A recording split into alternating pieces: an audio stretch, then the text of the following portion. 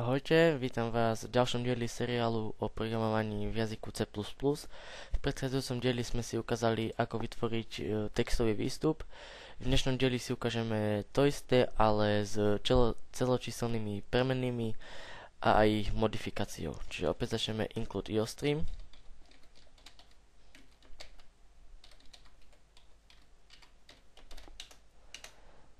A delom funkcie.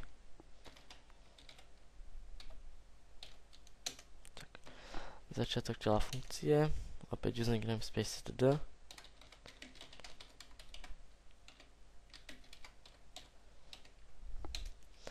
Tak, a teraz deklarujeme premenu a to robíme pomocou prototypu int a budeme používať mrkvy.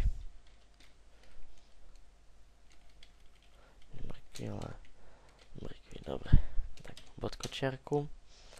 Tak, a teraz potrebujeme priradiť hodnotu mrkvam, čiže dáme mrkvy. Budú mať hodnotu 20 mrkiev. Tak opäť count.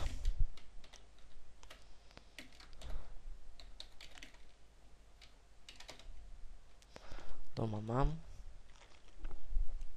Dáme medzeru, aby to pekne vyzeralo. Count.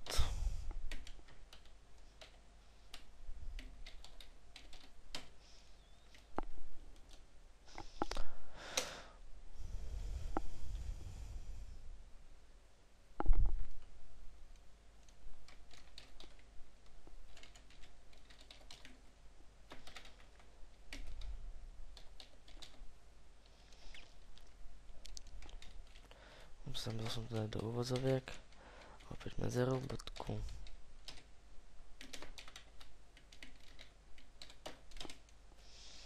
Tak. Tento program nám ukáže celočíselnú hodnotu. Doma mám 20 mrkví. Dopíšem program a potom vám ešte ukážem, ako ju modifikovať.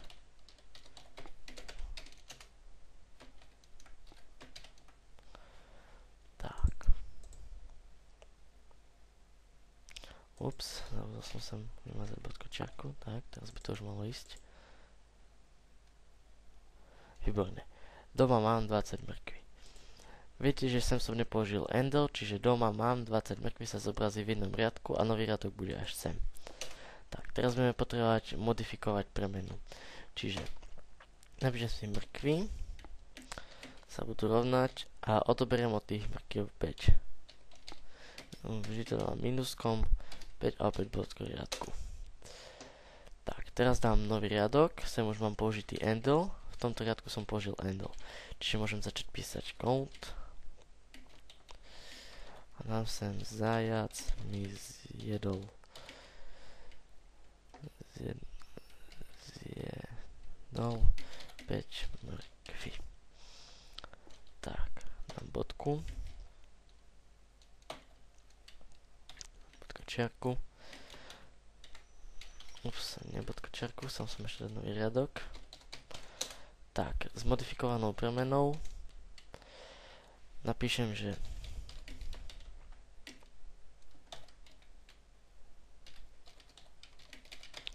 teraz napíšem mrkvy reťazovo.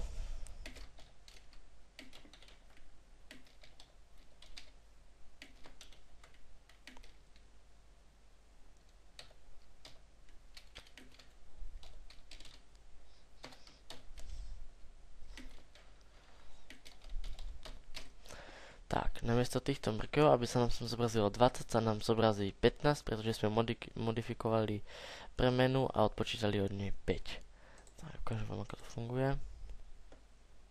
Tak, doma mám 20 mrkví, vidíme, to sa zobrazí sem. Tak, teraz sme modifikovali premenu a odpočítali od nej 5. Zraz mi zjedol 5 mrkví, to je sem. Teraz mám 15 mrkví. Program odpočítal od hodnoty 20, hodnotu 5 a vyšlo nám 15. Takže opäť stlačím klavesu, program sa ukončí. Ďakujem vám za pozornosť.